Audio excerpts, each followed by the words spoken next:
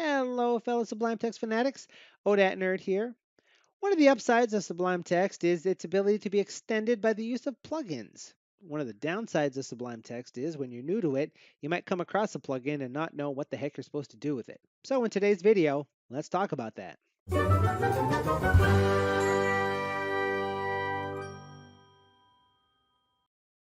Now, before we get started, as a reminder, remember if you have any questions about this video or any of my videos or suggestions for future videos, drop those in the comment section below or hit me on Twitter at ODATNerd. And if you like the video, please thumb it up and subscribe if you'd like to see more of them.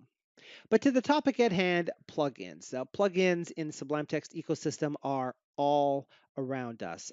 Often, when you ask a question in the forum or on Stack Overflow, you will end up with someone providing a plugin for you or pointing you at one. But what do you actually do with this particular plugin? There are three things to note about using plugins in Sublime Text. First, a plugin should have an extension of .py or Python source file so that Sublime knows that it's a plugin and will try to load it. Two, the file name of the plugin doesn't matter as long as the extension is .py. So name your plugin something that will allow you to figure out what they're for when you look in the file listing. And don't pick a name that already exists or you'll clobber over an existing file. And three, you want to put those plugin files in a package. And specifically, if you're extending your copy of Sublime for your own use and you're not a package author, you should put your plugins in your user package. And if you don't know where your user package is, you can always open the command palette and choose Browse Packages from there. This is also available from the menu. And when you do that, it will open your system's file browser on your packages folder. And this works on Windows, Mac OS, or Linux. No matter where or how you installed Sublime Text, this will open the file browser on the location where packages are stored. Now, of course, what you see in this folder depends on packages that you have installed and what dependencies they might have and things of that nature. But what you'll always find is a folder named User in here. And if you go inside there, you will see familiar things like maybe plugins that you've already put in, but you forgot how you did it, or your settings for various things, your key map files, extensions to the command palette, and so on and so forth.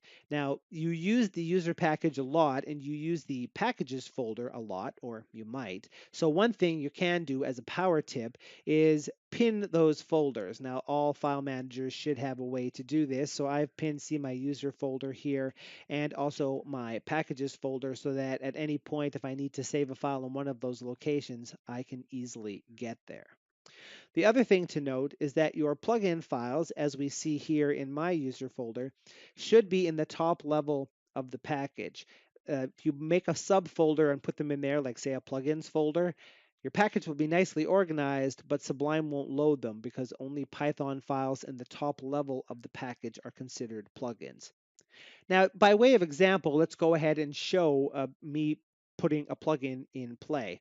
And to do that, I'm going to use this here, which will open in my Chrome this stealthy and hasty repository on GitHub that me and my good friend Keith Hall, who's also active in the Sublime Text forums, maintain with various repositories for our projects and whatnot. And one of those repositories is Sublime Scraps. There's a link to this down in the description. And there's a lot of different customizations and example things in here. And there is this folder called plugins, which contains some plugins. And say, for example, we might be interested in this move amount plugin. Now, as we can see here, this plugin is only 22 lines long, but most of it is actually comments explaining what it's for. One way, of course, to use this would be to use this raw button here to get this file and then save it and save it directly into the user package.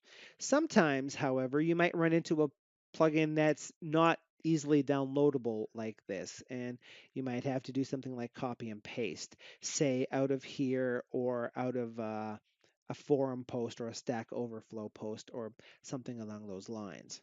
And if you hop over into Sublime, of course, what you could do is paste in the command and save, and then save it in your user package.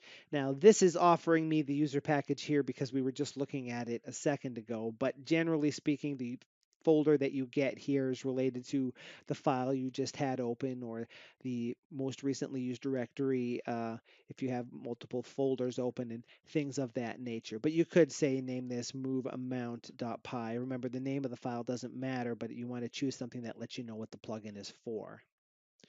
Another thing that you can actually do here would be to use the menu and choose in the Tools menu, Tools Developer New Plugin.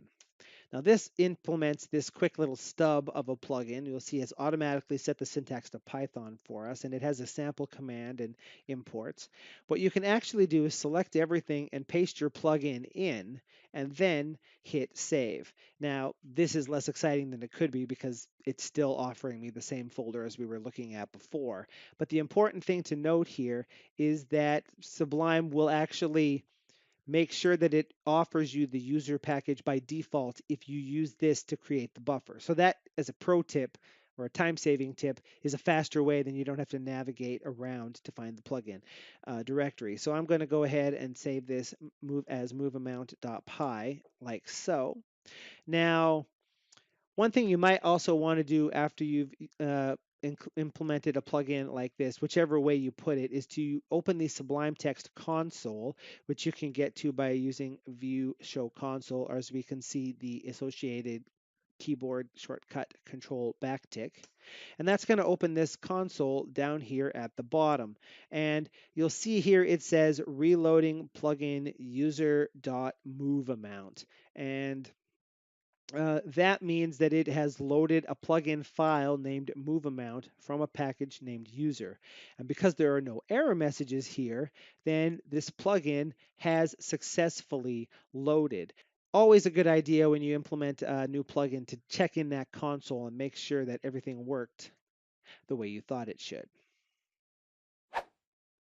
And that is just how easy it is to use a plugin in Sublime Text. So the next time you run across one that looks interesting, you'll know exactly how to make the most of it.